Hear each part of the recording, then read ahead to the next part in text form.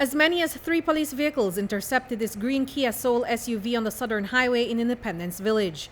They were looking for the man behind the wheel, Mario Huezo, the prime suspect in the killing of his parents, Rafael and Nancy Huezo.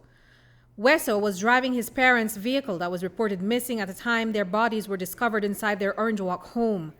As can be seen in these pictures, Huezo was in handcuffs, lying flat on the street as police apprehended him.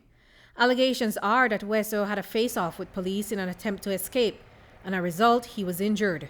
These pictures show his hands covered with blood, and he also appears to be bleeding from the neck. The bodies of husband and wife, 79-year-old Rafael and 59-year-old Nancy, were found already decomposing inside their home on Monday morning. Both had been stabbed to death. Reports are that neighbors heard shouting coming from inside the couple's home last Friday night. The couple was well known in Orange Walk, and their murders sent shockwaves across the town. Mayor Kevin Bernard knew the Huesos well. He says they were model residents in his town. Let me start off by offering my sincerest and deepest condolences to the family, to the Hueso family, to the children, to the extended Smith family. Let me say that I knew Don Lito very well. In fact, every Thursday I'm on the talk show. Don Lito was a regular caller on our talk show. And of course, Miss Nancy. I grew up around Miss Nancy. Miss Nancy was a church sister of my mother's church. And so we knew them for a very long time, even as a young child. These people are well-known, respectful citizens of our community. So it really hurts us. When I got that news yesterday, it shocked me to the bones. I mean, Don Lito was known to be somebody of so friendly character, assisted people in many ways with it, without making things public. Don Lito reached out to many, and likewise his wife. And so when tragedy like this hits home, it really hurts. Since their bodies were found, their son was named as the person of interest. He was on the run up until he was captured this morning.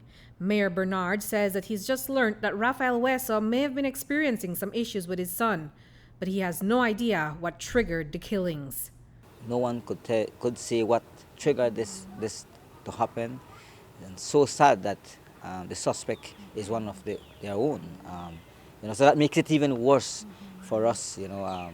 At first I thought it was a home invasion, and I said, man, why would they do something to put Don Lito and Miss Nancy like this, but just to find out that it went further beyond that. It's somebody that had access to them, and so it's a sad thing.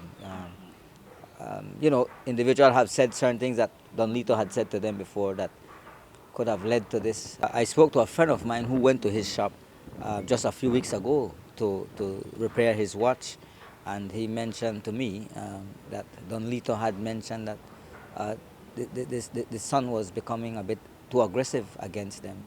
And so when he said that to me, and because I was sharing with him from a post he placed on Facebook, and I said to him, this is information we have so far. And that's when he said, man, Mayor, he said, it's so sad. He said that this man just told me 2 weeks ago when I went to take my watch to repair, that the same son had some little issues. So as I said, maybe those issues continued, and I don't know what would put in somebody's mind to take the life of your own parents, somebody who raised you, giving you life, giving you everything. So it's a sad, sad situation. Mayor Bernard says that these murders have hit home for Orange Walk, but the bigger issue of crime is one that's affecting just about every corner in Belize, and urgent interventions are needed. We want to see that this type of violence stops. But it's a sad day for Orange Walk, and it's a sad day for Belize when things like this happen. I mean, you're here. I also want to take this opportunity, Andrea, since we have another young man that was found dead on the George Price Highway.